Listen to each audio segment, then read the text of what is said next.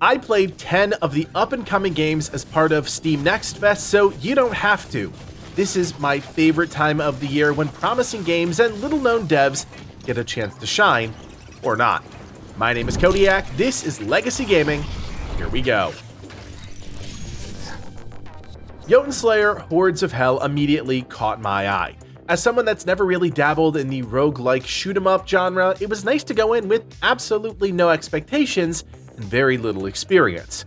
I played around with each of the 3 available classes during the demo, and I just found that everything was easy to wrap my head around, even though each class played differently. The Berserker is a brute strength melee character, the Revenant uses a bow and spells attuned with nature, and the Seeress uses an array of eldritch magic. I opted for a slightly more manual approach to combat, choosing to aim my abilities instead of letting the game do it for me, but in terms of the actual gameplay, I thought everything worked well, and it's a promising sign. Things start off incredibly slow, and you're limited to a single ability and some basic movement controls, but as you level up, you can enhance your loadout with class skills or skills bestowed on you by various Norse gods. Your overarching goal is to complete a series of objectives scattered around the map, and as you complete those, you'll level up, enhancing your arsenal while also collecting gold, which you can use to permanently increase the potency of your various skills or unlock different weapons for each character. With each purchase and completed run, you get just a little bit stronger right off the blocks, which is the nature of a roguelike. Once you've completed all of your objectives, a main boss will spawn, and you'll have to defeat it before it kills you. Do that and you'll successfully complete the map and reap the rewards, at least the singular map we had access to during Steam Next Fest. Jotunnslayer Hordes of Hell is solid, and I'm really looking forward to checking out the full game when it arrives sometime before the end of 2024. I think it's fair to say that I have aged myself out of a certain type of game, and in the case of Streets of Rogue 2, I simply don't get it. I gave it a solid 45 minutes before I simply gave up because truthfully, the game doesn't seem ready, even as a demo. The premise is simple. It's a throwback to the Grand Theft Auto of yesteryears with some modern pixely flair. You can essentially do whatever you want around the randomly generated world, and in single player mode, that means doing some quests, causing a bit of chaos, and then, in my case, getting bored. There are some interesting elements here. I like the idea of a massive sandbox where rules are fluid. I got a glimpse at some of the combat, which is fun, if not simple, and some of the gathering and crafting, which I think will be fun once the game's in a better state. Even trying to level up my character was just a bit of a struggle as the skill tree was all but deactivated because it wasn't ready yet. Now, no big deal, this is a demo, and these types of games are built on exploration and anarchy. That's what makes them fun. What I did really enjoy was the driving, which has some really interesting physics. It's easy to get around, and based on how many vehicles are on the road, it's fair to say this becomes an important piece in the overall gameplay. Now, my gut says that Streets of Rogue 2 gets way better when you play online with a bunch of people all RPing their characters, but as a solo endeavor at this point, I'm not sold. One of the more surprising games I tried during Steam Next Fest was Supervive. The game combines elements of MOBAs and BRs with that of hero shooters. Surprisingly, it all works. Now, to be clear, I am in no way an expert in any of those 3 genres. In fact, I have been out of that game for quite a long time, but I was able to pick up Supervive and after a brief learning curve, really started to enjoy what the game was offering. You pick from a variety of vibrant characters, and in true hero shooter fashion, they all excel at a different part of the game. I opted for a damage dealer my first run, but quickly found my footing with the support characters that allowed me to hang back and heal while I was still learning the ropes of the game. As with any BR, the goal is to be the last team standing, but within a match, there's a lot to do, including killing random mob packs for loot and experience, unlocking vaults for incredible power-ups, and then activating base camps and sentries that give you a tactical edge over your opponents. Truthfully, what I enjoyed most about the game was the movement and the combat, which was buttery smooth. Every character gets their own dash type ability, but you also have a glider that allows you to span gaps with relative ease. In just 3 or 4 games, I was loving every dogfight I got into, and am honestly jonesing to get back into the game. Color me shocked, surprised, whatever other descriptor you want to use, because I think Supervive could be something special. If, and this is a big if, they can maintain a healthy player base. A game we previewed here on the channel, we played the Lynked Banner of the Spark demo as part of Steam Next Fest. This is a vibrant roguelite that manages to blend dynamic combat with a town-building aspect that makes it cozy and quaint. It's almost like two entirely different games that come together and are blending into one, and I, for one, am here for it. In town, you'll gather resources and catch clever little robots, and those things all help push your progression forward so that you can survive the deadly missions you've been tasked to complete. Your identity in combat is derived from the weapons you craft and equip, and the spark abilities that you unlock, but you'll also have access to a robot companion that fuses to your body, making you even more effective when the fighting begins. Each run starts off in much the same way, but after each area, you'll begin acquiring upgrades that will enhance your combat skills. Things quickly go from simple to more complex as new enemies are introduced and you're fighting 10 robots instead of 2, but the balance always tilts ever so slightly in your favor. What I love about the game is how it respects your time as a player. Missions are 10 to 15 minutes long, not 45 minutes at a clip, and as someone that always struggles with balance, I appreciate that about the game. There's also a co-op element that's coming as part of the game's early access release on October 22nd, so don't sleep on this promising new roguelike if it looks like something you'd enjoy. Whenever I have the chance to play a Darkest Dungeon-inspired turn-based RPG, I am instantly drawn in. Dongwu Odyssey immediately captured my attention with its dark fantasy art direction and immediately recognizable gameplay, and I'm glad I gave it a shot because it is surprisingly competent and a nice take on the genre that I know incredibly well. What is familiar is the party system, building out a small band of 4 companions, each with their own unique skills and strengths. Take them into combat, and while the card system visually took me by surprise at first, it plays out just like Darkest Dungeon. I'm okay with that. Dongwu does seem to pull some inspiration from mobile games, and maybe there's a multi-platform strategy there, I don't know, but there are a number of systems that clearly want to entice people to play often and play for long periods of time. The 2 systems that really got me were the daily login bonuses and Hilton's Fair, which allows you to draw random rewards, including new character tokens, if you have the required resource. To be clear, I don't mind these things within reason, but the game really didn't feel like it needed those types of systems, and I worry about an in-game store.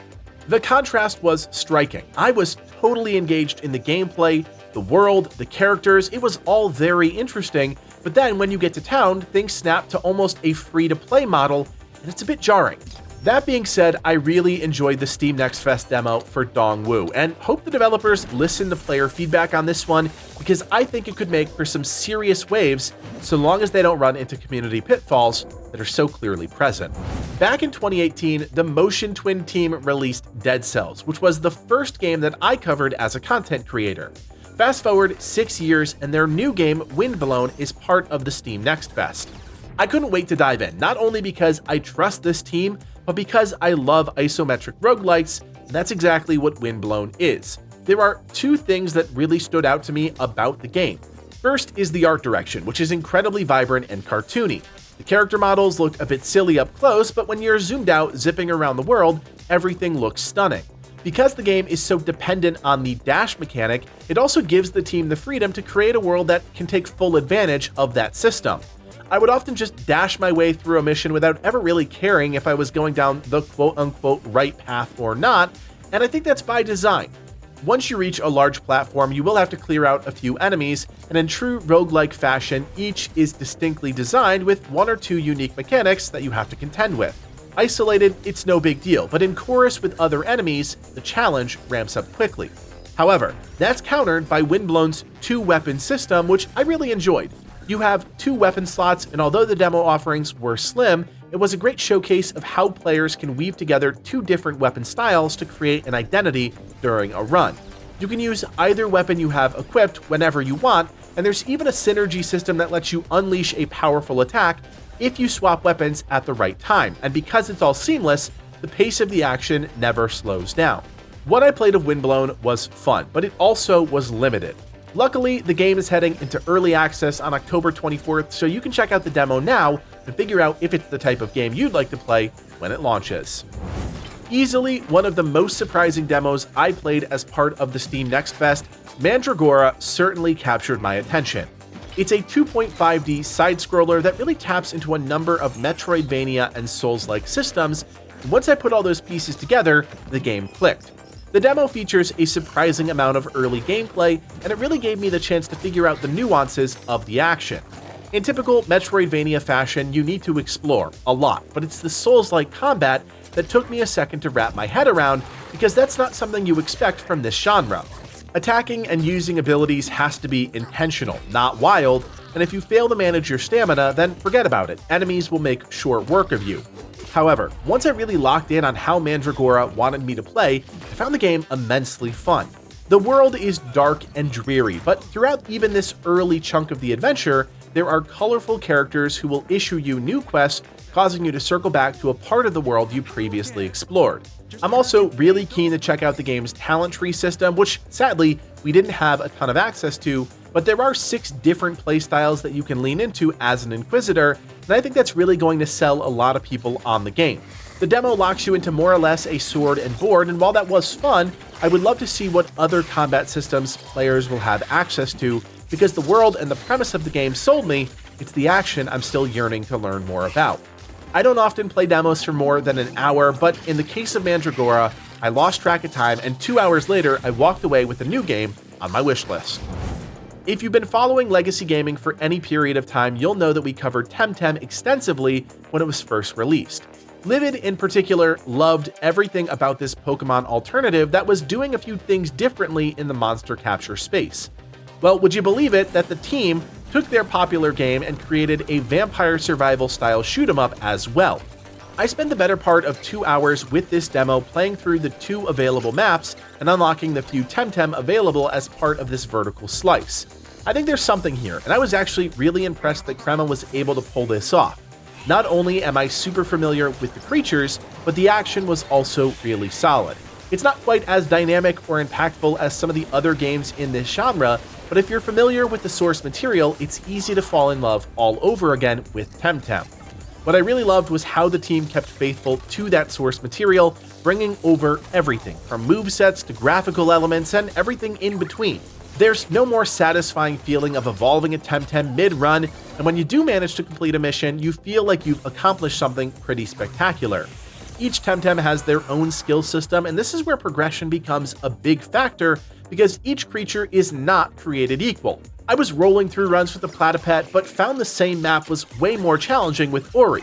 There's absolutely a learning curve here with each Temtem, but the skill system does help alleviate some of those issues. However, each unlock requires Pansun, which you can only get by grinding out more runs. I did enjoy my time with the demo, and I'm certainly excited about the option to play co-op once the game goes live sometime before the end of 2024. If you're looking for a little nostalgia with your games, then check out Teenage Mutant Ninja Turtles Splintered Fate. As part of the 2024 Steam Next Fest, you're able to play the first mission with all 4 of the brothers and check out the roguelike systems that power the game. I'll admit, I had an awesome time with the demo, and I could tell I would just from the trailers. The marriage of the Teenage Mutant Ninja Turtles and a roguelike works perfectly. While the action is a bit slower and less fluid than some other games in this genre, I still found it to be incredibly engaging. What's different is that your weapons don't change, as they're iconic to the individual turtle that wields them. Instead, you'll pick up tools that augment your loadout in a variety of ways. They don't always make sense from a lore standpoint, but for the most part, they enhance your overall build so that you can lay the hurt down on the Foot Clan who have overrun the city. The game embraces the source material, as it should, and whether it's the pizza you scarf down to recover HP or the banter between the brothers as you fight through each zone, it all pushes that nostalgia button in just the right way. If arcades were still as popular today as they were back in the 90s, then Splintered Fate would have a cabinet in every arcade in the country because it plays exactly like the beat-em-ups of old, just with some modern roguelike elements that help it feel more relevant in today's gaming landscape. If you're interested in this game, check out the demo because Splintered Fate is set to release on November 6th. I really wanted to love To Kill a God, but sadly this game just didn't click for me. I like the premise. It's an arena-style pixel shooter where each arena holds the key to unlocking a new powerful upgrade. But what really holds the game back is the combat, which doesn't feel smooth at all. In fact, there are some very basic things that make To Kill a God feel like it's a game from another era, and I don't mean that in a good way. Aesthetically, I really liked the look of the game, and the trailer was actually the reason I checked it out in the first place, but once I started jumping into some runs, I was immediately disappointed. There's 2 things that really hold To Kill a God back. First is the lack of fluidity in the combat. As part of the demo, you only have access to the archer character, and the simple fact that you have to stand still to shoot immediately took me out of the gameplay. Considering some enemies take dozens of arrows to kill, it felt cumbersome. Additionally, the game's mid-run progression system makes very little sense. After completing a room, you'd have to choose which path you want to take, and it was incredibly disconcerting trying to figure out what each node actually did. Add to that the fact that your rewards often couldn't be used because you didn't have the right attributes, but at no point does the game explain that system, and yeah, it just didn't click. Again, I wanted to enjoy this game, but To Kill a God is not quite there. I'm hopeful the team will use Steam Next Fest as an opportunity to collect some feedback and improve, but for now, it's a pass. So there you have it, 10 games I played as part of Steam Next Fest so you don't have to. Let me know which games caught your eye, and if there's something else I should check out as part of the event, let me know in the comments. My name is Kodiak, and from everyone here at Legacy Gaming, thanks for watching, and play on.